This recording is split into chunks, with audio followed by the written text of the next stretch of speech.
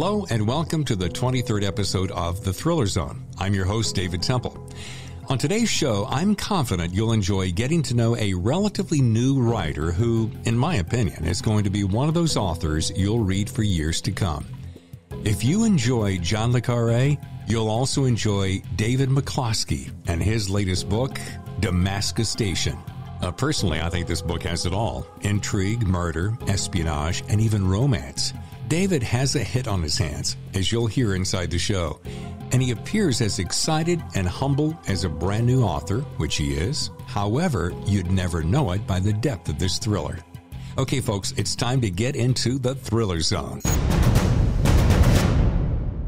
Good to see you, sir. I'm excited to be with you. Man, I'm so excited. I will admit, I'm going to jump out of the gate by flashing this beautiful book. And we're gonna dive deep. I got up early, 5 o'clock, thinking about it, and I don't know if that's a good thing or a bad thing, but we'll go with good thing for now. Selfishly, that's good for me, but maybe bad for your sleep or your social obligations. I don't know. Well, I will say this, and I want to be, and I've been doing this a long time. I'm very transparent about what I think and what I feel. If I don't like something, I will probably tell you that it's. I'll figure out a nice way to make it sound like it's pretty good. Right.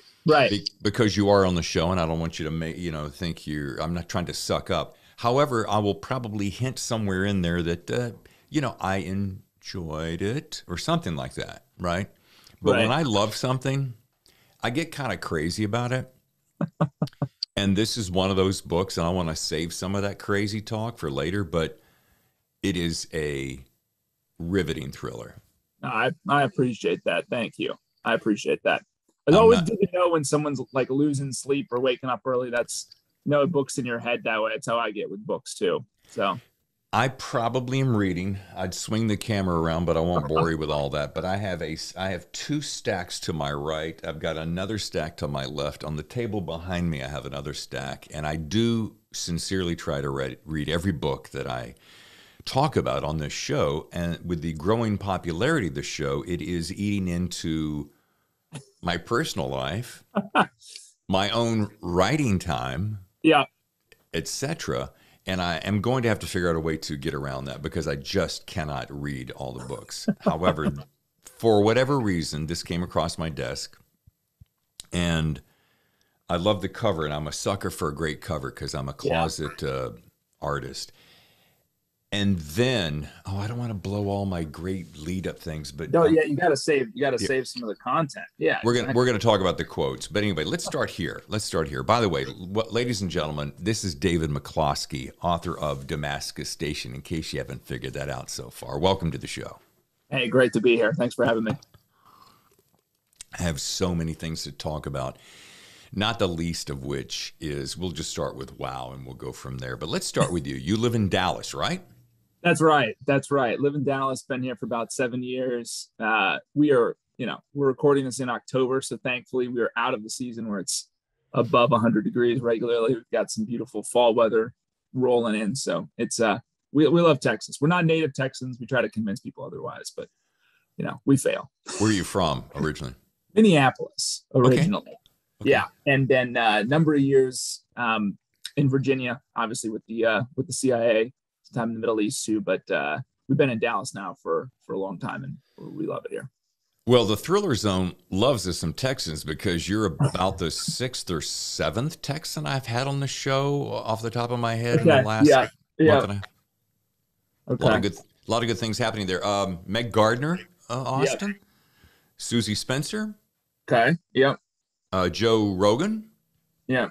A competitor. And so many more, but my very first guest, that started the show was May Cobb. Okay. Yeah. Author of The Hunting Wives. There you go. Yeah. Texas got some good stuff going down here, a lot of writers, a lot of material, a lot of crazy people too. So that's even more material. So, you got it all really. And speaking of crazy people, I hear Elon Musk is coming your way. Yeah, exactly. We've got, we do have, now are you in San Diego? San Diego, right? Actually, okay. North County, just north, Encinitas. Yeah. Okay. Mm-hmm. We've got, we really do have a lot of like Californians that have moved less to Dallas. I'd say more to Austin. Yeah.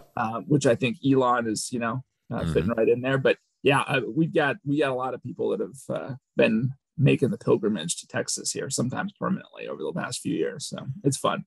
I think it's well, first of all, our state, and this is my third tour of duty in California, I like to call it. I'm from the South, so I can say that. Okay. My third tour of duty, first time radio, second time movies and television, third time with my wife as a writer. Okay.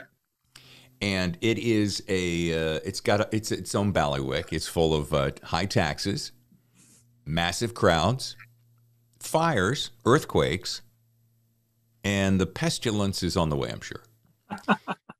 But yeah, a lot of people moving to Austin, and there's a lot of crazy, cool, kooky energy. I think that's why the Californians are heading there particularly. Yeah, for sure. And it's so we're in Dallas, which is the slightly less intriguing metropolitan area in Texas, but we really enjoy it. It's full of good people, and it's one of those places. We moved from DC, where you kind of, I think the first time we came down here, we found a parking spot at a grocery store, which was an interesting experience because it's pretty hard to find parking in most spots of the district. And we just kind of it's a big place called Central Market. I don't know if you've heard of it. No.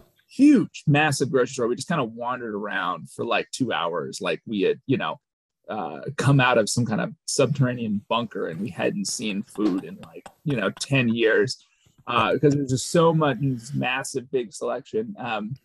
But the quality of life here is high. It's a fun place to live. Yeah.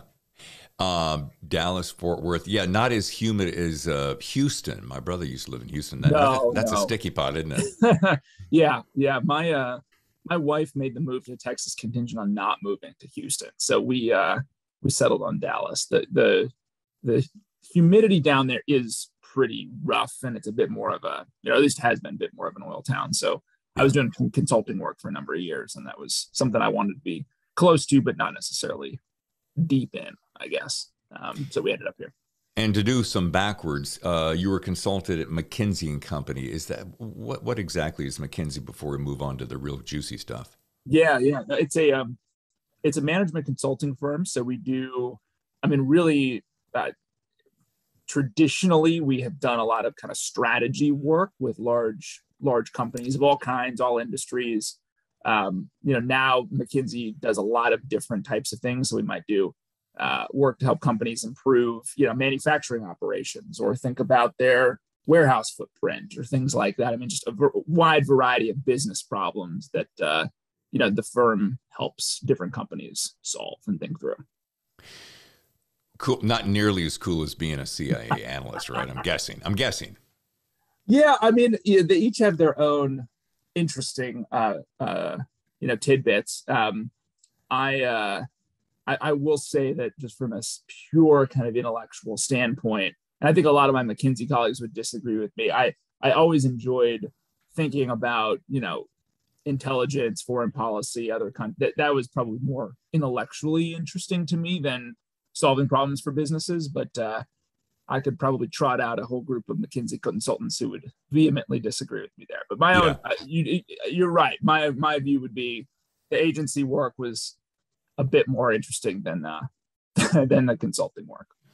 And let's dig into that, because the letters alone conjure up all kinds of intrigue and mystery and excitement. And I want to know, just right out of the gate, what is it like working for the CIA? And I know that I think I have a pretty good idea that you didn't carry a gun. So an analyst is a little bit different than some of the boots on ground. And I'm not trying to diminish or minimize that. No, for sure. Very, the agency is a very interesting place to work. I think of it as a kind of, the way I would frame it is it's a very bipolar organization at its highest level. The bureaucracy and the mundaneness and the quirks are a lot quirkier than most other big organizations, because it's a big place, Sure. So it's got some commonalities just from an organizational standpoint with a big Fortune 500 company. So you got all that, but it's also weirder because it's a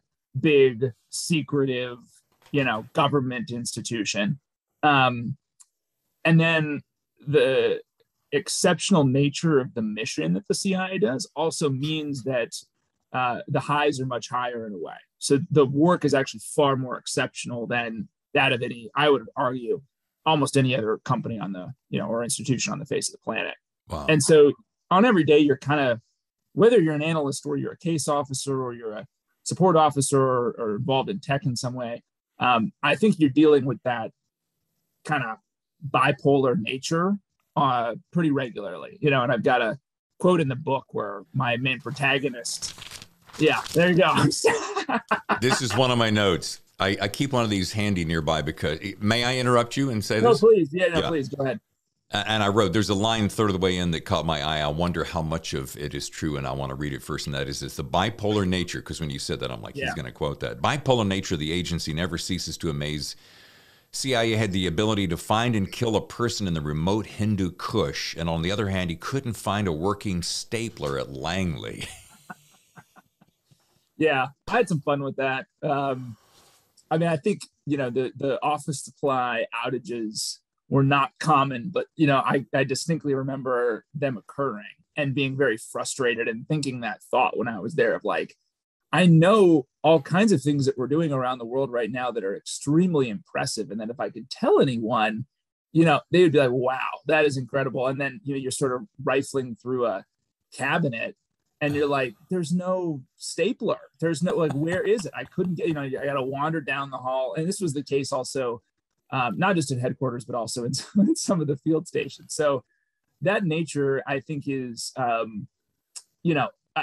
think it's a kind of a misunderstood aspect of the agency to a lot of outsiders who tend to look at it as either like, sort of bungling or maybe nefarious and incompetent on the one hand, and then on the other hand, you've got superhero spies running around killing people, and the reality of it is it's really neither of those things. It's sort of this creature that is very quirky and weird on the one hand and sort of mundane, and then on the other hand is doing some really, really amazing stuff.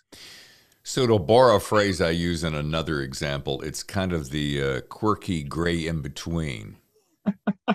Yeah, I think that's right. It's a place that's pretty, by its very nature, severely misunderstood by a lot of the outside world. And I think at least one of the things I was trying to do in the book was to shed some light on its workings, insofar as that would be responsible. And I also wanted to make it entertaining too. So there are some pieces in there that are, fictionalized and I had some fun with, but I wanted to kind of bring that to life because I just think the public discourse about the place can get pretty misunderstood pretty quickly. And so bringing it to life through a novel was a fun way to kind of bring some of that truth out. Sure. And I think that could be said of both the FBI and NSA, any of the alphabet groups, right? And they're all glamorized because it makes for great television and films. Right. Yeah, we're going to keep drilling down on that. I do want to know though, because I'm ultimately curious. Like when I had Todd Scott on the show, we're talking about being a DEA agent, and I'm like, dude, what the hell is that like? And we had some great stories on channel, and then we had a few more off channel that needed to stay there. But it's harrowing. I want to know what a day in the life was like for you as a CIA analyst, and and had you always want to work for the CIA? Was this something you grew up going, that's what I want to be when I grow up? Yeah. So I'll take the second question first. I never really thought much about I was interested in foreign policy and in international relations. That's what I studied in school. I think there was at Johns Hopkins and then even at undergrad. So I kind of knew I wanted to understand how the world worked. I wanted to travel. I wanted something that had a global perspective. That was interesting to me.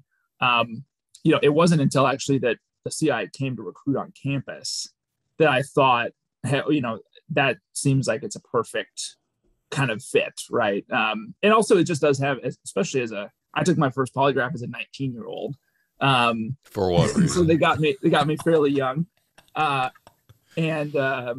you know, like when you're 19 and you're kind of listening, your whole lens is the movies and Hollywood and all this kind of crazy stuff. And I honestly think the underwriting, thought at that point is kind of like, this is really cool. And so recruiter comes and I think I'll apply and we'll see what happens. And I got in. So, I was extremely excited to do it and jump in as a, very young person into this job. The day in the life is very different if you were a analyst or you're a case officer. Sure. I'll give you mine, and we can certainly talk about the case officer side of it too. So an analyst, I actually think it's probably, there's definitely some similarities to being a reporter. You are working on a story, right? Mm-hmm. You're looking at a subject. So in this case, let's say it's Syria. You want to help your readers understand what's going on there. Why is it happening? What does it mean for them? And in this case, instead of the readers being the general public or whatnot, it's the president, senior policymakers, Congress, and the whole kind of executive branch that are receiving, the products that you're producing. And so you're trying to generate understanding of any particular intelligence question you're looking at. So one that I spent a lot of time looking at early on was when the unrest began in Syria. Okay, what's going to happen, right? That's the $64,000 question. Of course, it's impossible to answer, but your mission as an analyst in this example is help to bound what's possible. What are the different scenarios? What might drive them? What does it mean for the U.S.? And you're using, and this is the interesting part of being an agency analyst, is that unlike a journalist, most of the time, unlike someone who's working at a think tank or an academic who's writing reports, you're dealing with a specific, a couple specific kinds of information that most people don't have access to, right? So you're using intelligence reports that have been delivered by agents that the CIA is running overseas who have stolen that information from their governments and are providing it to you. Or you're listening to intercepted phone communications, or you're looking at satellite images. And all of those things are, used in complement with all the other information that other people have to then answer whatever that intelligence question might be. To build the framework reporting to got it. Right, exactly. So that's, most of the work that I was doing, whether it was at Langley or whether it was, whether I was actually in a station overseas, was to provide context and understanding for people who are trying to, get in the minds and hearts of, the Syrian president or, the Iranians or this or that terrorist group to understand what's coming next so that we can, help policymakers understand what they need to do to advance U.S. interests, to stop a terrorist attack, these kinds of things. So that's kind of what an analyst is really trying to speak truth to policymakers about what's going to happen and what they might be able to do to better protect Americans or better advance American interests. I think your word of journalist is a really great nail upon which to hang the meaning, because it instantly clicked, having been a journalist myself. Is so as you were collecting the collateral, would also be when you were providing writing for the president's daily brief, correct? Yeah, for sure. Yeah.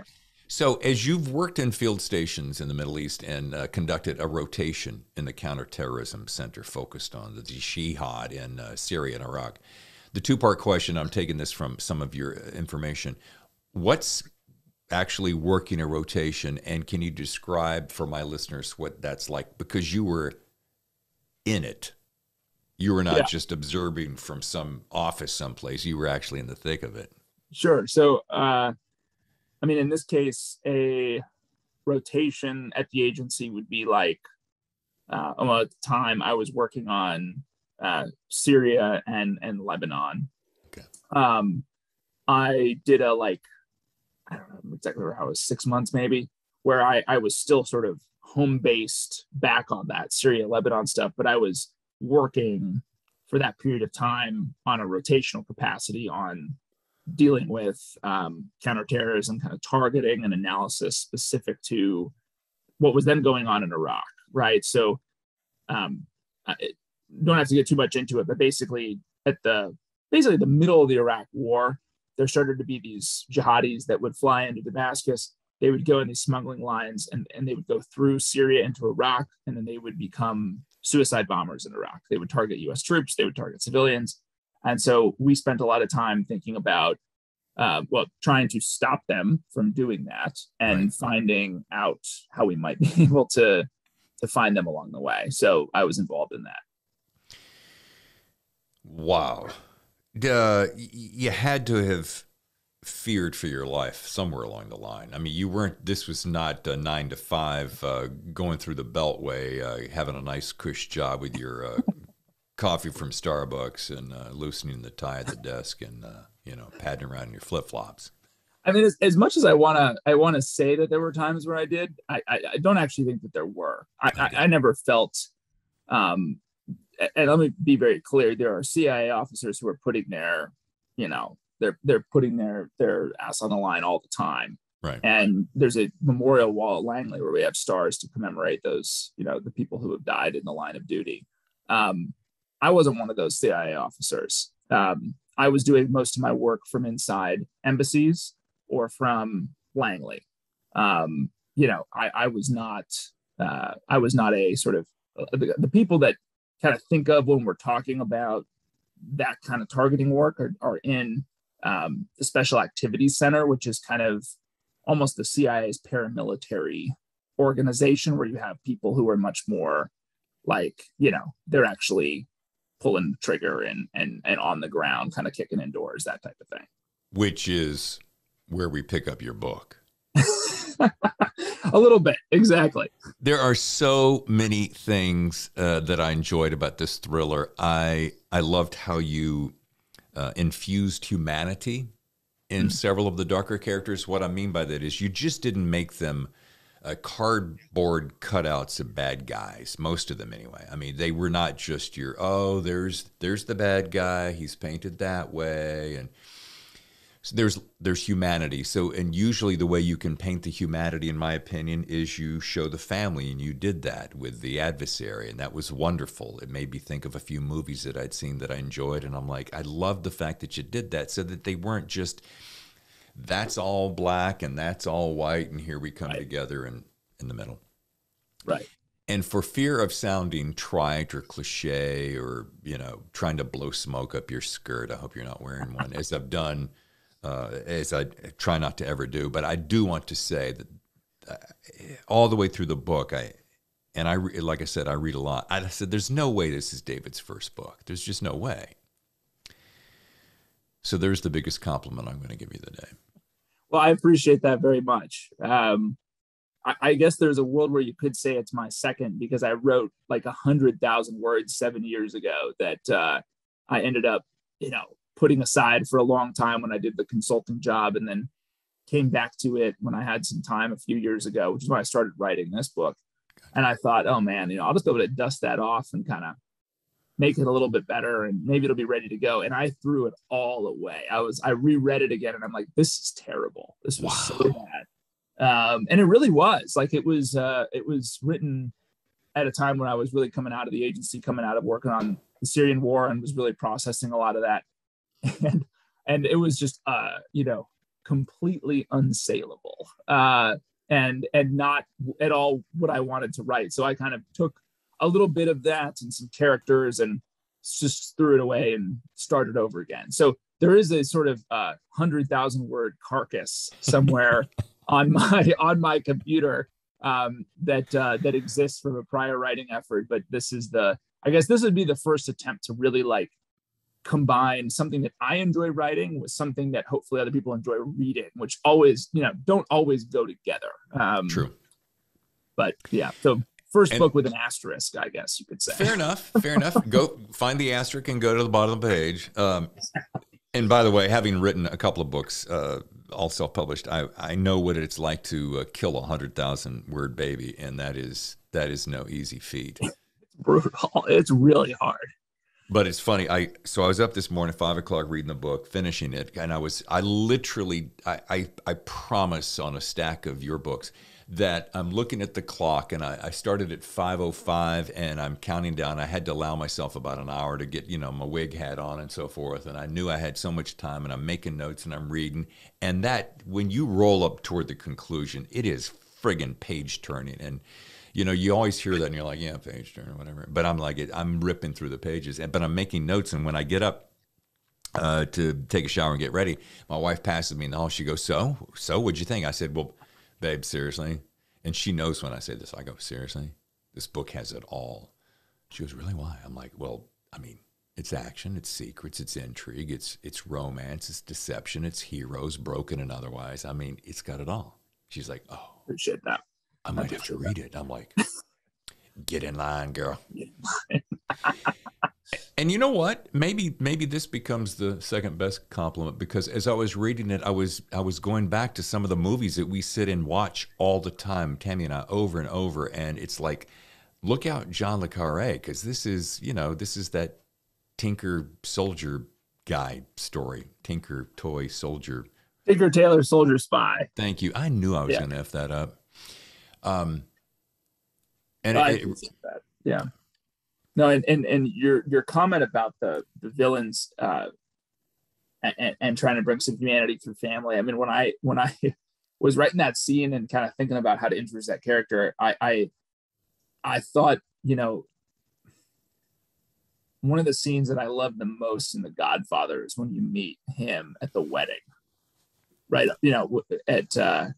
At Sonny's wedding, I think, right? And you're like, it's hard for you to hold in your mind at the same time that this guy is doing, he's sort of perpetrating these pretty monstrous things. He oversees this pretty callous, corrupt organization. And then at the same time, he's this, family guy. And like, but that's just, to me, that was kind of like, this is humanity. This is what people are like. This is how the world works. And so I really did want, I think the book has it definitely has good guys and bad guys to it, but I think you put it exactly, you nailed it, right?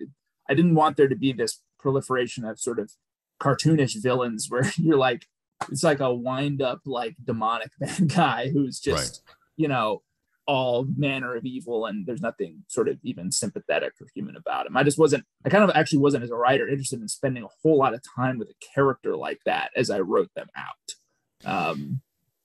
Yeah, and you draped him in this great humanity, like I said. And the nice thing is you peeled him away slowly. You didn't just come out of the gate and go, oh, he's bad. Oh, by the way, he's also good. You peeled it away so that you allowed us as the reader to go, there's more to this guy than we thought. And that's what I love about good writers, is they let me make the discovery. They don't insult my intelligence to remind, something I do all the time, insult the intelligence of the reader, go, oh, by the way, I told you this thing down here. Don't forget that. Yeah. It was a perfect balance. And the juxtaposition, I think that's the word I kept looking for. The juxtaposition was good. But so your CIA case officer and lead character, Sam Joseph, love this guy. He's interesting because again, I'm going to use this phrase, you've draped him in this humanity, enough mystery that he isn't a carbon copy of a TV character.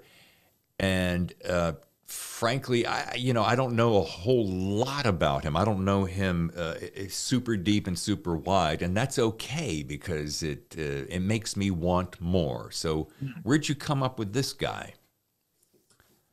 He's pretty much a composite of a number of case officers that I knew, mixed in with a little bit of, so he's not me very, very explicitly. I actually think if I had any alter ego in this book, it was, weirdly enough, the Damascus chief of station, Artemis Proctor, the really foul-mouthed kind of insane person. That was more, as I wrote, I was like, oh, she's kind of my spirit animal. And I don't know what it says about me that a 5'1", curly-haired woman is my alter ego, but there you go.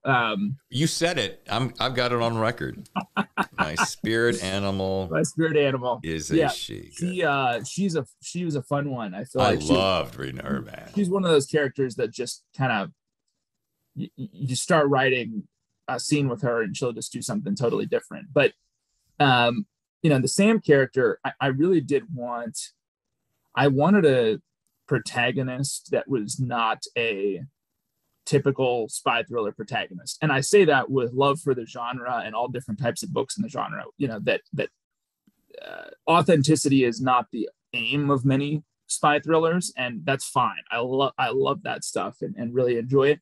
But I thought that it would be interesting for me, and again, I wanted to write, characters that I enjoyed spending time with, and so I found that this guy, I looked at the work of a CIA case officer, and I thought this is really interesting. And there's a lot of drama here. There's a lot of drama in the process. There's a lot of drama in intrigue. There's a lot of drama in the human relationships that they develop, and this kind of juxtaposition of manipulation, but also intimacy that I found really intriguing. And so I wanted him to be that. And I thought that, I had a number of case officers who I spent time with at the agency, and then I talked with as I was putting the book together, that I sort of fused together a composite of them in my mind and injected them into Sam's character. I'm from Minnesota, so I wanted him to be from Minnesota selfishly. So he's got that bit of Midwestern, outside of, he didn't go to an Ivy, he grew up in a rural Minnesota community and ended up at the agency sort of in an unlikely path, which I appreciated. But I honestly found that most of the characters I enjoyed were, I started thinking about kind of real people. And as I worked on the characters over time, they kind of fused together into this, person on the page that felt just as real as the composites they came from. And I think you nailed it with a guy off the beaten path. And I don't know why I'm attracted to that. I suppose because part of it is I always root for the underdog. I like guys that come from a place of their own personal integrity, and they just, wake up one day maybe and they say, you know what, I'm tired of this bullshit and I want to go make a difference and do something good. And they don't do it because my father did it, and his father did it, and his father did it, and that's what, right. Really. And I guess that's why I was so drawn to Sam Joseph. And again, the fact that he had so much mystery yet in him. And a side note, because I just was finishing it this morning, when he got, and none of this is spoiling, and if I do, you can raise your hand and I'll cut this out. He's getting tortured, and it's the way he mentally compartmentalizes what he has to hold aside so that he doesn't forfeit the security of someone else. And I thought that really took me out of the story in a good way, because I processed the wherewithals you would have to do to be able to do that. And I thought, holy wow, that is fantastic. Yeah, I that was one of those scenes. I'll just try to think about how to describe this without giving anything away. I think I started writing the book and I thought I'll have an outline and that'll be fairly helpful and I'll be able to kind of tick through it step by step. And quickly realized, about day 3, the whole outline's exploded, and I was going back to basics almost every day. But that scene was one that I knew I wanted to get to somehow, and I felt like it was the perfect way, because there's been so much build and deception and intrigue along the way for our characters that I wanted there to be a scene that kind of lays bare a lot of that, and that brings you into their heads at this moment that they're not deceiving you, and frankly they're not, for the most part, deceiving others. I wanted all the emotion kind of laid bare in one big climactic scene. So I'm happy with the way. I still remember writing that one and kind of coming home that day and thinking, man, I've been gearing up for this for 5 months, 6 months of writing, and it felt like a remarkable release to even write that, to write that scene. It was viscerally palpable, to use 2 really bigger than dime store words, but and in my own transparency here, because a struggling starting writer, and as I was reading this, I truthfully thought, man, I need to just go do something else, because if it's guys like that out there writing books like this, I don't know that I can compete. I'm glad you say that, because I feel that way whenever, I feel like that has to be a common feeling for writers, because I'll tell you, like, I must read a book a week where I kind of look at that and I'm like, I can't do that. There's no way I could do that. So you understand that. I'm not trying to be. No, for sure. I feel that way every week. I think I explained to my wife once when I started the writing process. It was like every day is kind of a three-legged stool of fear, joy, and self-loathing, and it's just a matter of what's the mixture going to be today, because I'm going to get all three of those emotions, at some point. That is such a great thing, and I don't know that a lot of people. Listen, there are a lot of people doing a lot more dangerous, a lot more heroic, a lot more admirable things than us sitting there writing stories. I get that, and Sure. I applaud them, and I salute them, and I thank them at every opportunity. But it is not an easy job what we do. To make it seem as effortless as you did. I remember I had Meg Gardner on early in the program. She's one of my heroes. I just love Meg Gardner's books. Mm-hmm. And she has a way of telling a story, and she has a way of turning a phrase. And I remember mentioning this in the episode. And I said, the way you turn a phrase is amazing. And you know what she said in a very self-effacing way? Well, that's what rewrites are for. And I'm like, yeah. And I never thought about it this way. And as I was reading your book, my mind flashed back to that. And here's what I came up with. And you do this so well. And I'm starting to really understand more of the craft by reading your work. Is that you'll write the story, so the meat and the bones are all there, right? Mm. But then you go back and you put a sport coat around it with only a phrase. And then a little bit later you add a tie.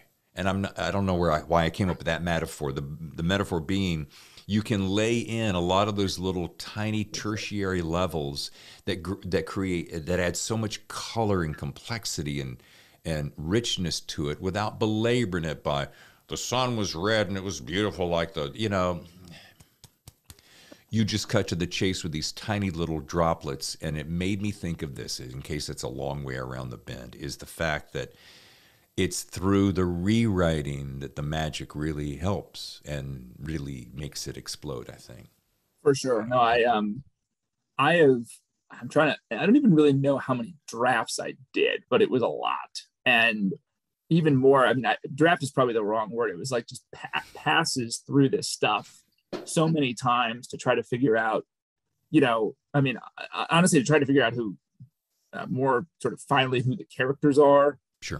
To really make sure that it all holds together from a character or plot standpoint, to add little details that make the scenes grittier for the reader. I can't take credit for this analogy, but I heard it somewhere and it's kind of stuck with me, which is that first kind of pass or draft is like the cooking equivalent of just putting the ingredients on the counter. Mm-hmm. And you're like, I'm going to have, Italian food, and I've got 15 ingredients on the counter, but it's not a meal. Like, it's just this splotch of stuff spread out on the counter. And like all those rewrites are what actually creates the meal that's satisfying. Cause the first draft, the second draft, third draft, like they suck. They're not very good, and they don't hang together, and they have to you do. I think Meg's right. You have to sort of need this stuff a lot to get to the finished product, which is, it's both the wonderful thing and the weird thing is that someone can consume it in 10 hours, this thing that took a year, and then they're done, right. But it's kind of a wild alchemy to get to the final thing. And that is such a mixed bag of emotions, and you just nailed it perfectly, because, I think about this. How long did you spend, ballpark me, how long you spent writing this book? I'm going to say it was 9 months. Okay.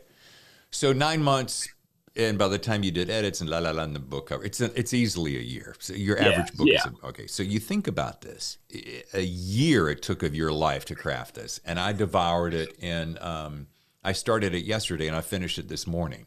Okay. Part of that was wanted to make sure I was prepared, but part of it was I mean, I had the football game on. I'm like, yeah, honey, that's great. Yeah. Oh, score? Great. You know. So which is what you want as a writer, right? You want that reaction, just tearing through it. Dude, you couldn't ask for anything more. Right.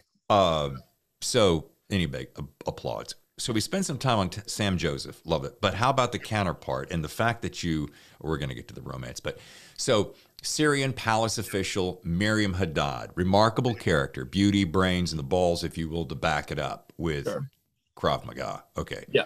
So gorgeous. Can't wait to meet her and hear what she's going to do. B, Krav Maga. Of all the things, for those who don't know that, it's a military self-defense fighting method that combines, make sure I get this right, it's boxing, wrestling, judo, karate. For sure. Probably some hair pulling in there too. Essentially just like Israeli street, Israeli military sort of street combat. And they took pieces of all these different types of martial arts and put it together. And Israeli MMA. Right. Yeah. Something like that. Got it. So tell me about her, that amalgamation. Yeah. I was, I tell my story through a number of different points of view on the Syrian side. And this is one of the things I was really keen to do when I was writing, was like, Syria is a very complex place. The war is very complex. How do I show that complexity through my characters without it feeling like I'm cramming something down your throat, Right. And with her, I wanted somebody who was vested in the system, who has, this kind of strong family connection to the government and into society and in business, but who, for very personal reasons, starts to despise it. And that was a very common emotion and feeling during the war, even for those who were part of the government, was to have, members of the extended family mistreated. And how do you respond to that when you're working for the government? And so, she kind of came out of that synthesis of experiences that I had seen in the Syrian war. As her character developed, because it didn't start, her and Sam in this relationship, it wasn't really the spine of the novel when I started. But what I realized was, that relationship between case officer and agent is so intimate, and obviously they were very attracted and are very attracted to each other, that there was just some chemistry there between the characters that almost took on a life of its own. And with her in particular, and I actually think, in a lot of ways, she's the protagonist of the book. If I had to pick one, is because she, and I think she and Sam actually have this conversation at one point where she's the one really putting more on the line. He does some things at the end of the book that I think distinguish him, and where he sort of stands up for her in a way that's surprising and unexpected. But yes, she's really the one taking all the risk. And I thought that was really interesting. And so as I wrote, her character just started to kind of take on more of a life of its own. And she had a lot more agency by the time I finished writing than when I initially started. I think in my mind, the book started as Sam's story and it kind of ended as hers in a lot of ways. You took my next note. I was going to say it felt like it started with Sam and ended with her, but that's a great place to take a short break. We are with David McCloskey, and we're talking about Damascus Station, and we'll be back on the Thriller Zone right after this.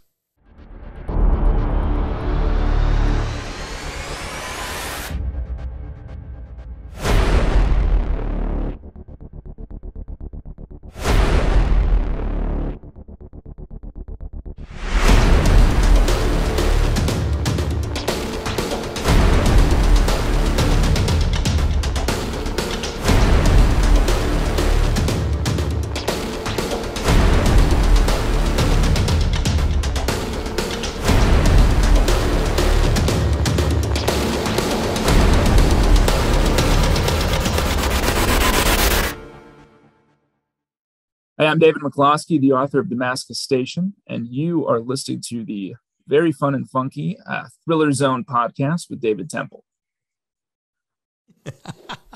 That's a first. I've never been called fun and funky, and I'll take it, There you bitch. Come go. on. I think that's probably a Texas thing coming out there, even though I'm from Minneapolis. It's just sort of, it's flowing through me.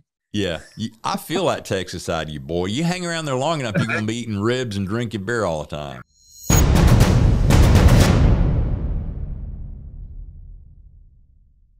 And welcome back to the Thriller Zone. I'm David Temple with David McCloskey. We're talking about Damascus Station, and this is a page-turner of a book. Welcome back. Thanks, David. Yes. As we said before the break, we got two great characters, a protagonist that starts out strong protagonist, and then another protagonist who kind of steals the show. And wait till you see how those two characters, Sam and Miriam, end up near the end of the book. That's all I can say because I don't want to be a spoiler.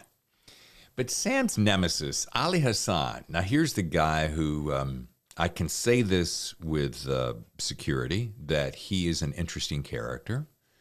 He isn't all that you assume he is. His brother, Rustam, President Assad's spy catcher, is Ali. Head of the Republican Guard is Brother Rustam. They are dark and twisted characters in their own right. Let's talk about those. Let's start with Ali first. Yeah, so Ali Hassan is he runs a fictional security organization, which I made up in Syria called the Security Office. Most of the other groups in Syria are real in the book, but I made this one up. He, as you said, is Assad's primary spy catcher. Which is a pretty important job inside that government. He, again, I don't think this is giving anything away either, is both a very he's a former police detective, and so he has I think a little bit more. He's brutal. He doesn't enjoy that brutality. He is actually looking to catch people and prove that they've done something wrong, as opposed to just rolling people up and throwing them in prison and torturing them for sport. Not his game. But very much like Miriam, his family is also bound up in the government. And so he is ambivalent when we meet him, I think, about the government's response. I think he feels trapped in many ways, and is one of the characters that I honestly think really enjoyed writing the most, because his situation felt like something that's hard maybe for us to really understand in the US, like that you'd have someone who's in a position where they're sort of stuck doing these, horrible, despicable things. And they feel trapped. They feel like their family would be killed or imprisoned or, worse if they, left, or if they stopped doing their job. And so that felt like, you could have a long conversation about the morality of those decisions and all of that, but it felt like he was a very, there was a lot to explore there with his character and his inner life. And I think that ambivalence sort of creates drama throughout a lot of the book. He really was one of the more enjoyable guys to follow and see his metamorphosis or evolution, his growth. Yeah. And then how about his brother? A delightful, charming chap. Yeah. He's not so great. We, I wanted to explore, I guess, some of the tension inside the regime itself through the eyes of these brothers. And so on the Ali Hassan side, you've got someone who's ambivalent about what it's doing. He doesn't directly oppose it, but he kind of opposes it in private. And there's a conversation talking with his wife about how he opposes it. Rustam doesn't, right? Rustam is probably suffers from PTSD. I mean, I wrote him as someone who kind of suffers from that, from actually suppressing an insurgency that occurred in the 80s when he was a young man. He is a very brutal person. He, like Ali and a lot of people in the government, though, I think he also believes that he's doing what's necessary to protect their community and protect their family. And so while he is certainly a villain in this book, I did want him to feel like there was human emotion there. There was something, you could understand where he was coming from, even if you look at it and say it's despicable. And so Sure. I wanted to bring that kind of, brutal mindset about the war and the way it should be fought out in one of the characters. And he was the way to express that. And brutal honesty too. They're near the end. We'll just leave it at that. But right. And the way that you brought them full circle without giving anything away was deft, and I really enjoyed that. Now, there's a great quote, and I'm trying to think of where I found that. It may be you tell me as I get through this. Damascus Station offers a textured portrayal of espionage, love, loyalty, and betrayal in one of the most difficult CIA assignments on the planet. Now, first, who said this, and tell me why it is or was the most difficult? I think that was some jacket copy that we came up with my publisher. And so I think it's a little, maybe a little bit hyperbolic. Okay. But I would say during the... Hey, it's a fictional world, babe. Right, it's a fictional world. I mean, Syria is a denied area, or was a denied area operating environment. So, similar to Russia, similar to China, similar to Iran, it not at the same level, but you had a fairly capable host government and with multiple security services, a highly effective repressive apparatus, and it wasn't a U.S. not a U.S. ally, and so it was very hard. CIA operations in countries you can imagine were very difficult in the same way that they would be in Russia, or they'd be in China, or they'd be in Iran. And so, I think a lot of the scenes in the book where we're dealing with surveillance and Sam moving around Damascus and trying to figure out if he's being watched kind of came out of trying to think through what would it really, not only just what happened, but what would it really feel like to be a CIA officer in a place that doesn't want you there and is pretty committed to, rooting out the people that you're trying to meet with. Funny you should say that, because that's the exact word I would have said. And one of the things that I so enjoyed about this book, I don't know that I always feel everything quite like I felt it in this book, because I would put myself in his place. So you're zigzagging. I mean, I love all the, to use 007 because it's just released. I love all the tricks of the trade and the 007 and the, but the fact that I literally felt Sam's kind of, oh shit, I'm trying to move in and amongst this world that they don't want me here. Part of me doesn't want to be here. Now I am. And he gets in deeper and deeper all along, yet trying to get out. And I thought, what would it be like to be in a situation like that you could not, unless you went into deep hiding, and how long will that last? Yeah. Yeah. No, I think there aren't too many books that I know of, at least, that go kind of in depth on some of the real pieces of what it would feel like to be a case officer, a CIA case officer.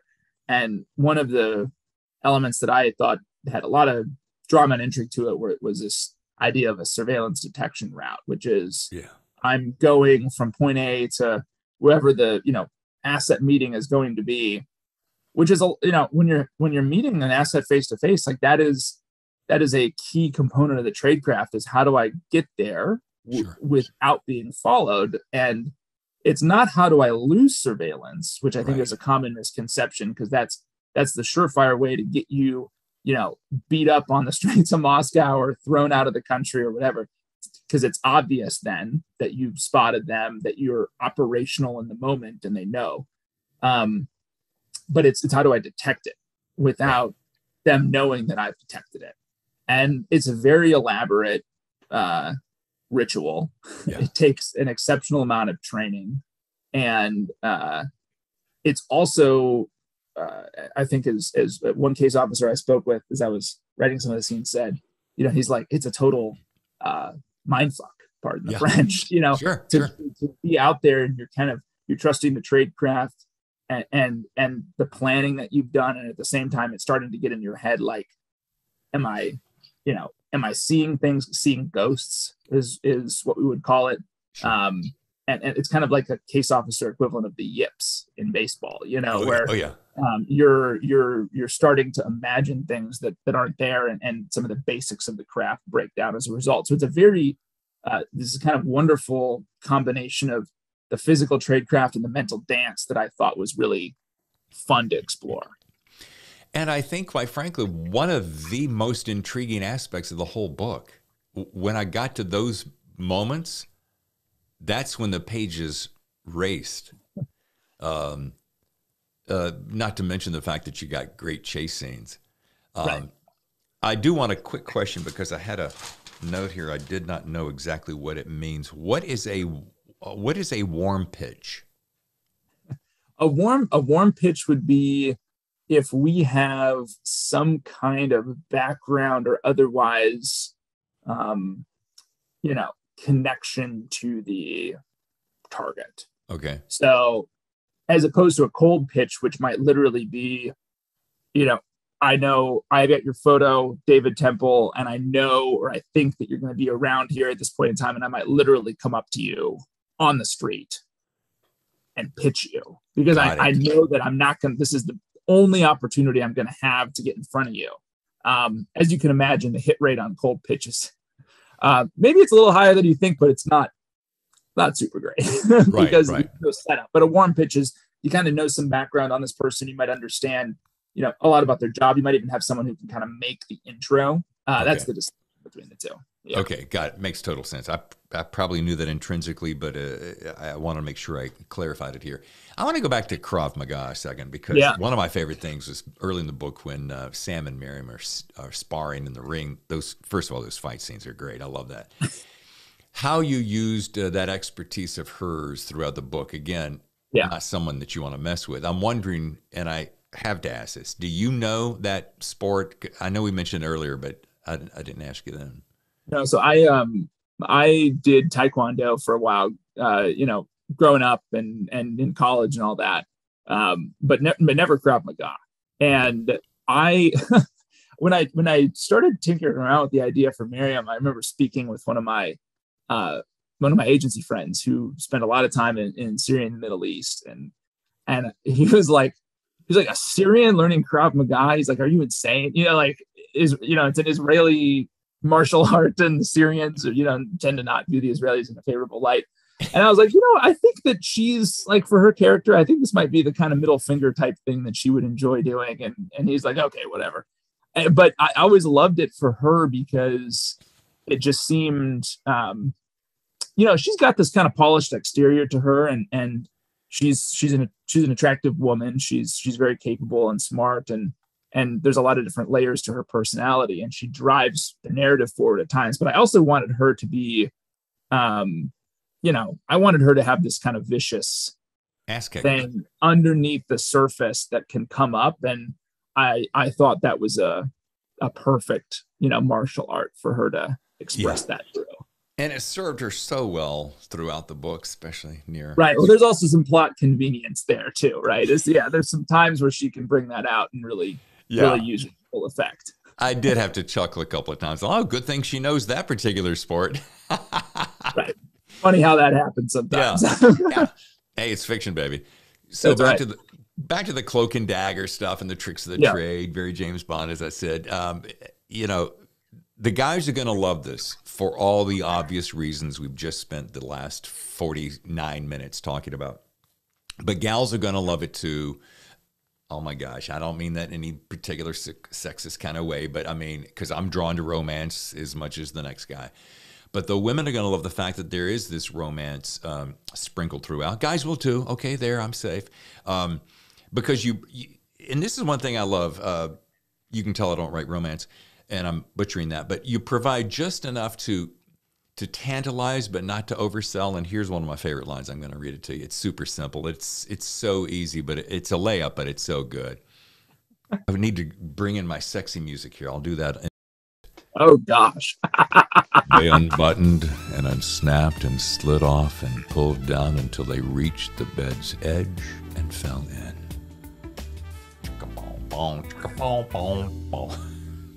I love that line. There you go. It's a good line. I think your reading of it is also showing why when I listened to the audiobook for the first time, I struggled, not because the narrator wasn't doing a good job, but there's something about hearing lines like that you wrote played back out loud that, at least to me as a writer, was deeply uncomfortable. So thank you. Yeah. To borrow a phrase, and here's a question for you, and it grabbed me. I scribbled many copious notes about it because it intrigued me. To borrow a phrase, you've heard the phrase, there's honor among thieves, right? Here's what I mean by that. Nearing the end, the Russians are losing patience trying to see what Sam is up to. That's not a giveaway. They tail him several times with several teams to have Sam go black, which I love that. That's untailable. But they say something about wanting to pick him up and beat the crap out of him. But here's the thing. Here's a quote. He didn't want the investigation deteriorating into such thuggery, but he was running out of options. So here's my question. Great idea, especially in the CIA. Is there honor among thieves? Do all the players play by some set of unspoken or spoken rules that even the bad guys respect, for lack of a better term? Depends on which bad guy you're talking about. I think for a long time in the Cold War, there were a set of sort of unspoken rules around how you could treat or not treat the other side's intelligence officers, particularly inside the United States and in Russia. So, for example, for a very long time, there were violations, of course, but it was generally a rule that you would not physically harm the other side's intelligence officer. Now, not true for the spy, right? The person who's stealing secrets. Sure. But for the intelligence officer on either side, there would have been no physical harm dealt to them if you caught them in the middle of an operational act. That's not true with the Iranians. That's not true, increasingly not true with the Russians. I mean, there's a whole separate, conversation to be had about their use of directed energy weapons against our officers. So, I think a lot of those rules, to the extent they ever existed, are, not really in operation anymore. But I was trying to bring out with the Ali character some sense of, there are rules to these games, and he's going to try to, and like I said earlier, Ali's also a police investigator by training. And so he's trying to catch him, right? He doesn't want to just bring him in and extract the information in an interrogation chamber or torture chamber. He wants to catch him in the act so he can videotape it and kind of do this, quote unquote, the right way. And that's then, I think Ali views, he kind of takes it as a point of pride, his capability to do that. And I think where this came from, and I want to see if I remember this correctly. This goes back a while. It's going to show my age. I want to say maybe it's The Bridge Over the River Kwai, or one of those dated war movies where they're in captivity and they're captured, and there's this unspoken rule of like, well, you can't treat an officer this way. Yeah. I might be butchering that, and that's what made me think of this. Okay. Yes, for some reason you're making me think of The Great Escape too. The Great Escape. That's McQueen. it. Thank you. It's possible it's in Kwai too, but that's the one there's sort of different rules for the officers and 100%. Yes. Yeah. Okay. I'm the idiot. That's absolutely true. No, but I think that you even see that with one of the try to think about how to say this without giving anything away, but there's a CIA officer who's captured in the book, and there's a part of the logic behind her being captured to begin with was that she won't be mistreated, right? Because she has she's there, she's got the diplomatic cover, and there are certain rules by which you treat such detainees, right? And we see that the Syrians may not exactly agree with that. We're being very careful, folks, to not spoil this for you. So I guess the very best thing for you to do is to go pick yourself up a copy of this Damascus Station and get busy, because you're going to rip through it. As you approach the riveting climax, Beirut Station, this was very powerful for me. Chief William Buckley was mentioned, and I felt my heart sink because I had Fred Burton on the show not that long ago. And he shared his front seat to the whole ordeal in his book, Beirut Rules. Side question, did you read that book? Do you know Fred? Because he's awesome on so many levels. I haven't read that book. It's on my, very high TBR list. And I know of Fred. I think he's great, but I haven't read that book, unfortunately. I should read it, though, is what you're saying. You should. When I read this, I was thinking of you, and I said, David, I gotta mention this to you. It's a riveting book. It's a great tale of a true hero. Oh my goodness, it'll break your heart. Fred Burton, by the way, he's so approachable and so warm and so kind and so available with his time. He would probably love to carve out 15, 20 minutes with you at least. But I'm going to give this book 5 stars, and I don't really I haven't done reviews yet. I'm going to start doing reviews on the show. It just kind of makes sense. I knew, David, when I saw this, when I started reading the blurbs, well, right here on the front, General David Petraeus, boy, you scored with some of these blurbs. The best spy novel I've ever read. Now, I have a profound respect for General Petraeus, so when I read that, I'm like, oh, okay, well, let's flip this bitch over and see what else we got. So you got that. You got David Ignatius, Washington Post. He's talking about, how you capture the time and the places and the people. You got Leon Panetta, former director. He had some kind of a gig at a little company called CIA. Very small, mid-level position at the agency. Holy moly. I mean, and then, of course, I think inside, if I remember correctly, Jack Carr. Yeah, my buddy Jack Carr. Most realistic and authentic depiction of modern-day tradecraft in non-permissive and hostile environments that you will find in print. He's shocked the CIA's Publication Review Board allowed David McCloskey's Damascus Station to see the light of day. Read it now before it's bad. Holy moly. Those were, it was a bit overwhelming to see those. Very, very fortunate to have such wonderful supporters of the book. Well, David, as we get close to time to wrap, I want to be very respectful of your time. This has been awesome. I am going to throw you through a couple of rapid fire questions, so just get ready. You know this.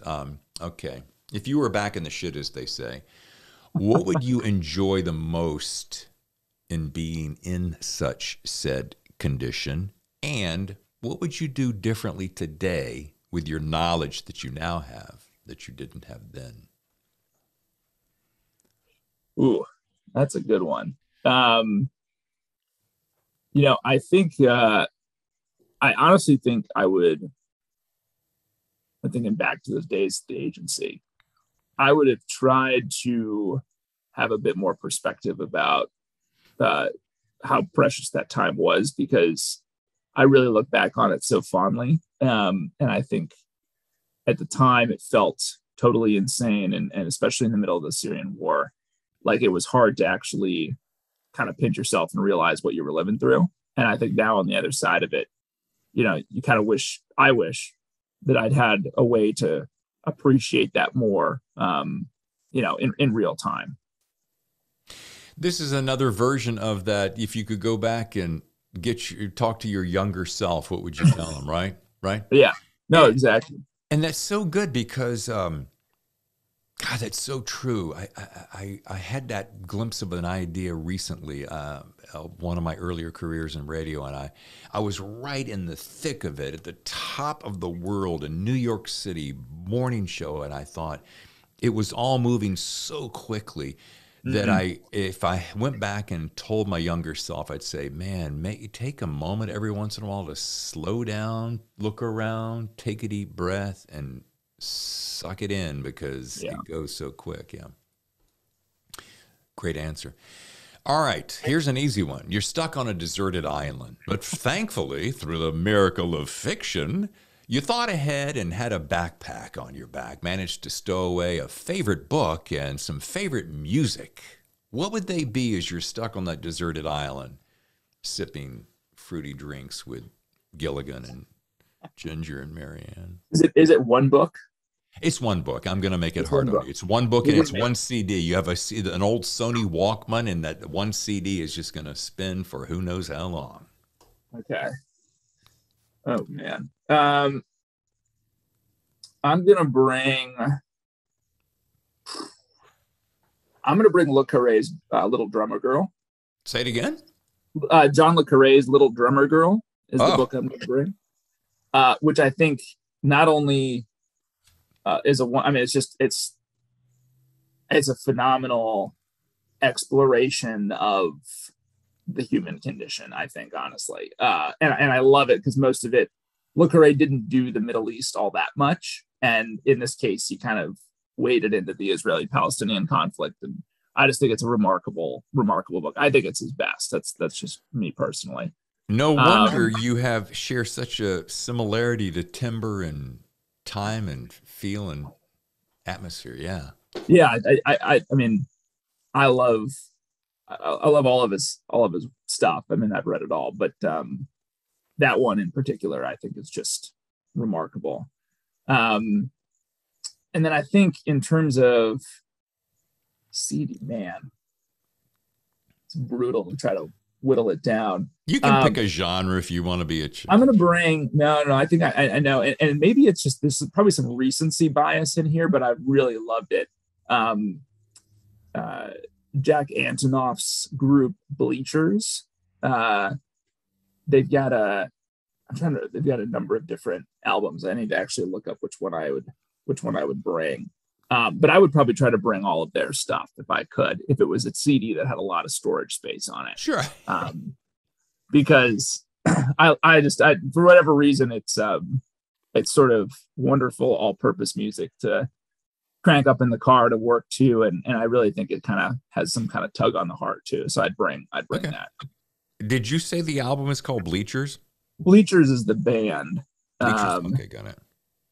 I feel like we're in this unfortunate world of, with everything being on Spotify, you're like, you kind of go through without actually knowing some of the album names, right? The debut is just Bleachers. That's what I'd bring. Okay, got it. All right. Here's an easy one for you. Now, you and your wife are going to have dinner with my wife, Tammy, and I. We'll have a wonderful time. Great food, great wine. I'm a great cook. We're going to bring you here to San Diego. We want you to bring 2 people. I want you to bring 2 people to just round out our party. It's going to be fun. They happen to be 2 people you enjoy to have a nice dinner over. Like I said, great beverages, great food. We have an ocean view. It's just a spectacular night. It could be a man and a woman. It could be 2 men. It could be 2 women. I'm giving you plenty of time to think about it. It could be dead or alive, up or down, in or out. Doesn't matter. Who would they be? Ding, ding, ding, ding, ding, ding.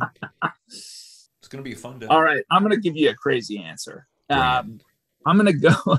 I'm thinking about what would make the evening most memorable. So let's go with Peter the Great.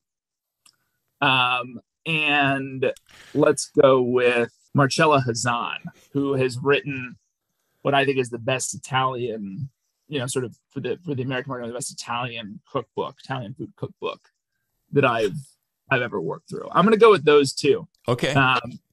Anytime you've got he's Peter the Great was like 6'8" and extremely, probably psychotic in many ways.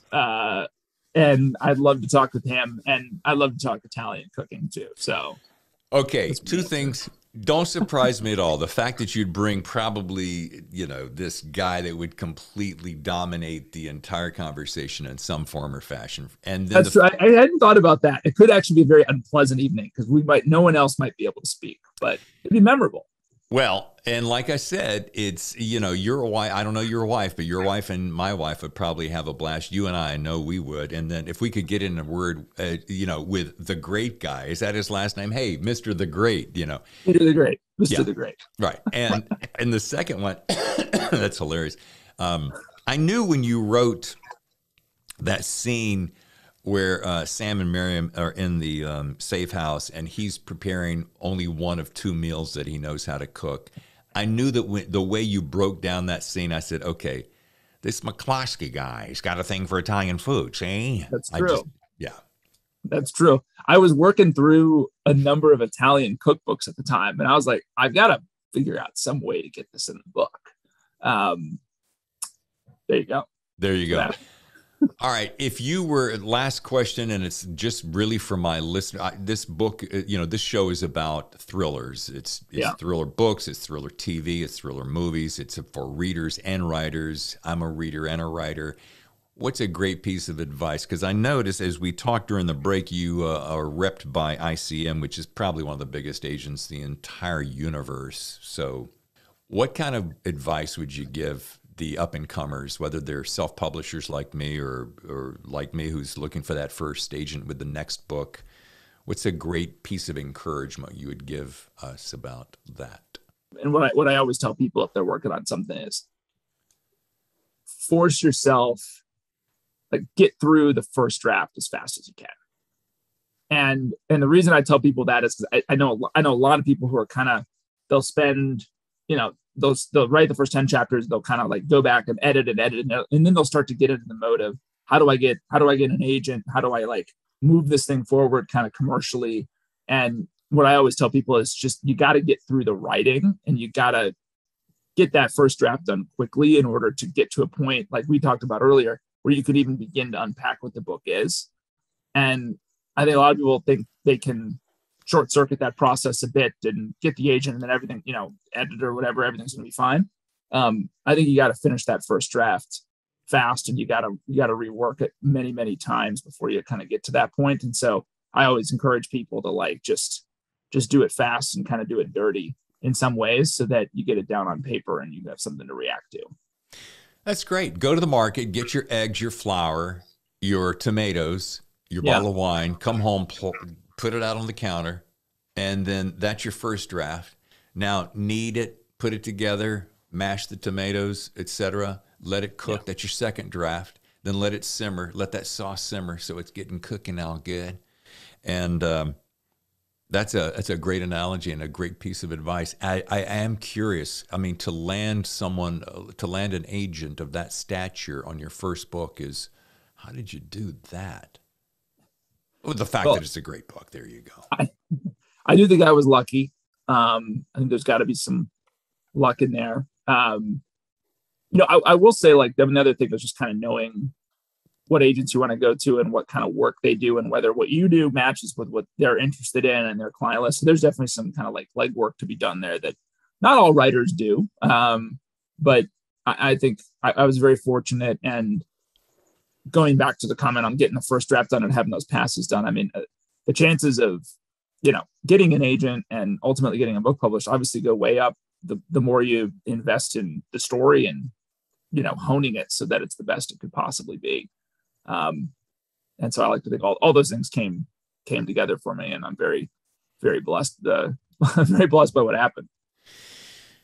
Folks, the book is called Damascus Station, David McCloskey. It is a must read. I could go on and on about it, but I won't. I'll just simply say it's one of the best books I've read this year. And we are delighted to have had you. Thank you so much for carving time out of your schedule. I mean, I know it just dropped. Was it last Friday a week ago? Last Tuesday. So, yeah, a week ago or so.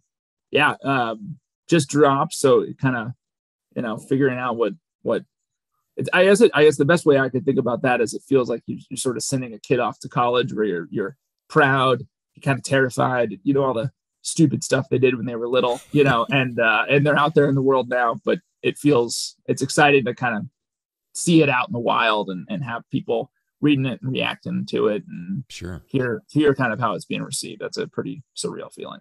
Well, I would be remiss if I did not ask what is next, because, this book leaves you with a beautiful situation to explore more. I'm going to leave it that way. Yeah. But, yeah. What is next for David McCloskey? Is it another standalone? Is it a part of a series? I mean, have you thought that far ahead? Are you talking about it yet? Yeah, no, I'm about 3/4 of the way through the first draft on the second book. It is a standalone Okay. with a few, be careful in how I say this, a few characters that carry over that survive Damascus Station. And it is a US-Russia focused book. So it's not Syria, it's not the Middle East. And it's really exploring the question of, what would it look like if the CIA got really serious about sticking it to Vladimir Putin? And that's the kind of what if question at the heart of the next book. So I call it the same universe, right? Same agency, CIA universe, but set in the present day, and with a different set of characters for the most part. Okay, fair enough. I will say that I'm going to miss those two lead characters. Yeah, I hope that we will that I'll be able to pick up the Damascus Station story at some point and continue it forward. But I wanted to do something a little bit different for the second one, and I'm having fun with that. It's been writing scenes with Putin is almost as fun as writing scenes with Assad. So he makes an appearance in this next one. Nice. Thank you for the gift of your time, David. No, David, I appreciate it. This was a ton of fun. So thanks for having me on. Absolutely. Thanks again, David, for taking time from a busy schedule and spending it with us. Okay, I've booked yet another stellar guest for next week's Thriller Zone, which I'll share in just a second. First, I want to say a big thank you to everyone listening to us from across the miles. Please feel free to contact us at thethrillerzone@gmail.com. Also, would you do me a favor? When you're on the YouTube channel, David Temple Author, please hit the button to subscribe. That way you won't miss a single episode. And if you're listening on your favorite podcast channel, take just a second to give us a 5-star rating to let us know you're enjoying the podcast. Now, about next week's guest. P.J. Vernon has a book called Bathhouse that's a scintillating thriller that packs an emotional punch. Or as S.A. Cosby, author of Blacktop Wasteland, says, reading Bathhouse is like eavesdropping on the disintegration of a beautiful lie. You think you know how it's going to end, but you have no idea. I hope you'll make plans to join me when we get our twists and thrills on with the super engaging P.J. Vernon on next week's steamy episode of The Thriller Zone.